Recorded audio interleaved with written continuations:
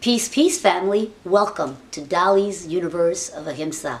And today I have a very, very special guest, someone who I've manifested to meet for so long, the one and only Dr. Gary Francione. Welcome, Dr. Gary Francione. Hello, Dali. I bet you're tired of I hearing know. that. So Dr. Gary Francione is a distinguished professor of law and philosophy at Rutgers University. He's an author of numerous books and articles on animal rights. And some of the books he has written is Animals, Property and the Law, Rain Without Thunder, Animals as Persons, and Eat Like You Care, just to mention a few. And check it out. He has gifted me with these wonderful books. I can't wait to read them all. And he is known for his animal rights advocacy and takes the abolitionist approach. So, Dr. Francione, let's take it back, and can you tell us what made you go vegan? Well, I became a vegetarian in, I think, 78. Wow. And I went to a slaughterhouse. Okay. And I stopped eating meat immediately. Okay, wow. And I ate fish for another, I don't know, year or so, and then I read something about fish being able to feel pain. And so I went vegetarian in 78, and I didn't know what a vegan was. I'd never heard the word vegan. I never heard the word vegan. In 78, 78, yeah. I had never heard the word. And I thought you would die if you didn't eat some animal. I really did. Yeah. And then in 1982, I was clerking for Justice O'Connor. She was the first woman on the United States Supreme Court. Okay. And I was clerking for her. It was her second year on the court, and I was one of her law clerks. Okay. She has 4 law clerks, and I was one of them. And there was a dog that had gotten hit by the right by the Supreme Court, and I ran out and the dog was still alive.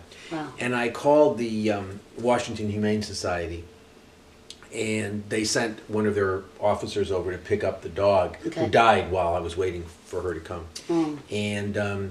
And that person turned out to be Ingrid Newkirk. Oh. And this was 1982. She had just started PETA with Alex Pacheco. Right. And so we had a conversation, and she said, you know, you ought to think about becoming a vegetarian. And I said, I am a vegetarian. And we talked about that. And then Wow. I said, why don't you come over on Friday night? And, you know, because she said we just started this animal organization. And I knew very little about it. I mean, I knew that I had been involved in progressive social things when I was younger.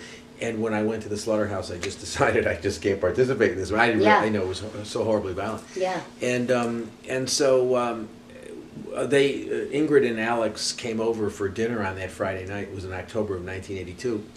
And we stayed up all night because she was surprised I wasn't a vegan. As a matter of fact, she was shocked that I wasn't a vegan, and I didn't know what a vegan was. I'd never heard the word before. Right.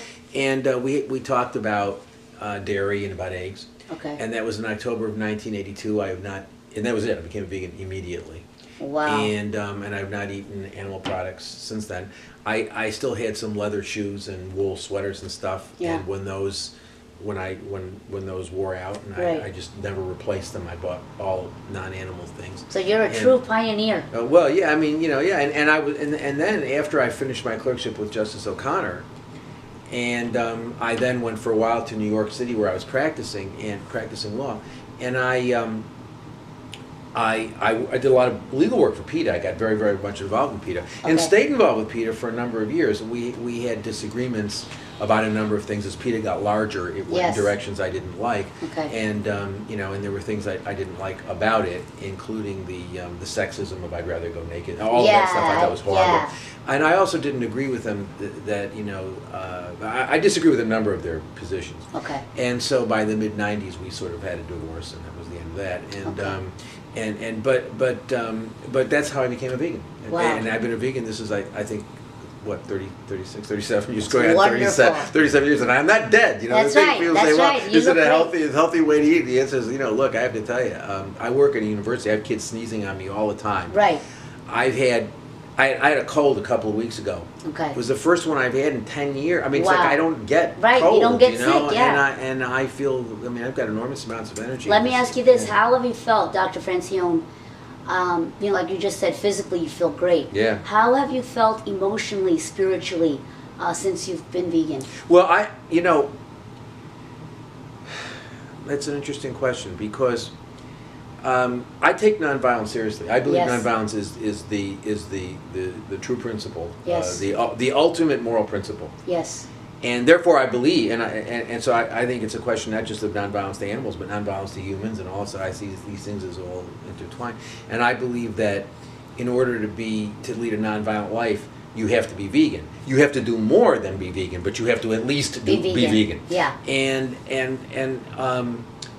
so I've been interested in nonviolence since my youth, when I was involved in opposing the Vietnam War, and we heard the word. We started hearing about nonviolence from Martin Luther King, who had gotten it from Gandhi, which is right here, by the way, up here. You know, and Gandhi had been influenced by a guy named Srimad Rajachan, who was a Jain. Jain, right? And so I was reading all of this stuff back then. It was also, though, before the large Indian diaspora, you know, at that time, there were not many Jains around. Yeah. I didn't meet any Jains until the later 80s. I was aware of the concept of nonviolence, and I was very, very interested, and I believed that that in order to be nonviolent, you know, you had to you couldn't talk about nonviolence while you were shoveling the products of violence into your mouth. It just didn't make any sense to me. Yeah. And so that's how it started. Wonderful. For our viewers that don't know, what does it mean by abolitionist approach? What does it mean? The abolitionist approach is basically consists of 6 principles. Okay. And this Can you was speak up, Dr. Francione? Yeah, this was something that I developed in the initial stages. What was happening was in the 1980s, we were trying to figure out what animal rights meant. Okay. And I was working very, very closely with a guy named Tom Reagan, who's passed away recently. But Tom Reagan had written The Case for Animal Rights, and we were trying to understand how you translated that into activism and what it meant in terms of a movement, so of a social movement. And Tom and I worked together, and I came up with this abolitionist approach, which Tom liked very, very much, and it consisted of 6 principles. One is that all sentient beings have a fundamental right not to be used as property, because if something is property, then it can't have moral status. It only has economic value. It has no moral value. Right. The second principle is that we should abolish animal exploitation and not regulate it. I don't support animal welfare reform. I don't support single issue campaigns. You know, animals have a right not to be property. That requires that we abolish animal exploitation. And that means, principle 3, we are vegans. Veganism is not a matter of reducing suffering. It's a matter of justice. You don't eat, if animals matter, you can't eat them, you can't wear them, you can't use them. So true. And, you know, and that the fourth principle, it is only sentience which matters. That is,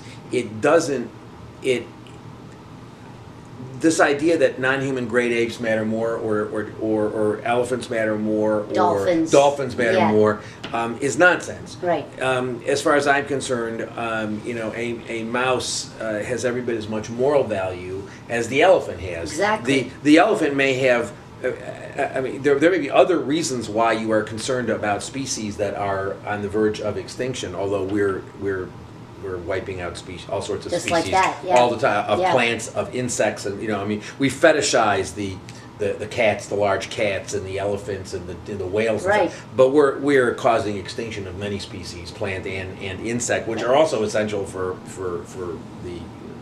ecology, for the survival of the planet. And so the fourth principle is that it's only sentience. That I disagree with Peter Singer, who talks about self-awareness, I mean, as far as I'm concerned, as long as the being is sentient, that being has a right not to be used exclusively as a resource. That's right. The fifth principle is that human rights and non-human rights are inextricably intertwined.